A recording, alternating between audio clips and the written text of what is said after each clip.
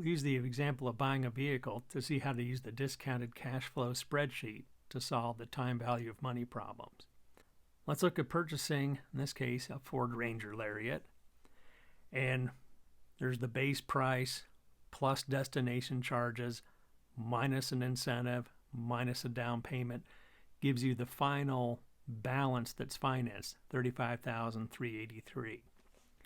It's for 60 months at an interest rate of 3%, annual percentage rate, so that's percent per year. So this problem will give us an example to see how we have to factor in whether we're talking about monthly payments or annual payments. We'll see how to handle the monthly payment example.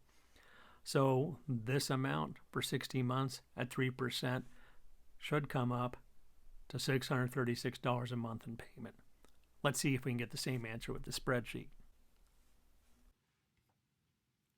The discounted cash flow spreadsheet provides 6 formulas in Excel that look at the relationships between present values, future values, and annuities, a series of monthly or annual payments. There's formulas that relate each of these to each other. There are 6 possible combinations.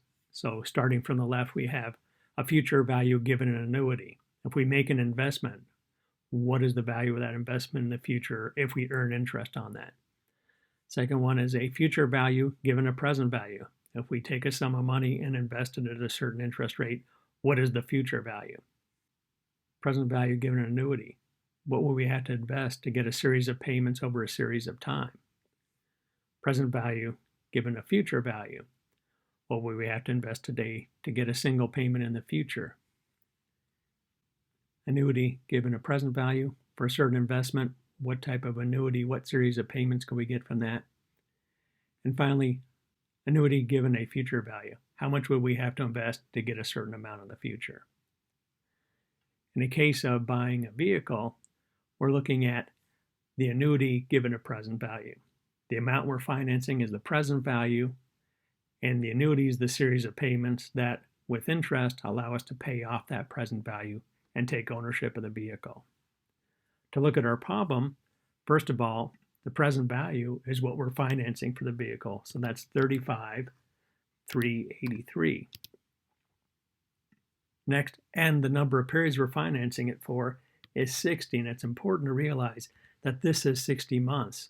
So when we look at the interest rate, we're going to want to make it 3%, but it's not 3% per year. What we have to do is edit this formula, divide that 3% by 12. So we'll take equals 3%. So again, we get the fraction correct. Divided by 12 turns out to be 1/4% per month. With these 3 parameters specified correctly, we get the finance payment from the Ford website. So any discounted cash flow problem from the exam can be solved by finding the correct formula and making sure that the number of periods and the interest rate are expressed in consistent units. If the periods are annual, then the annual percentage rate is put in. If the periods represent months, then we have to take the annual percentage rate and divide by 12.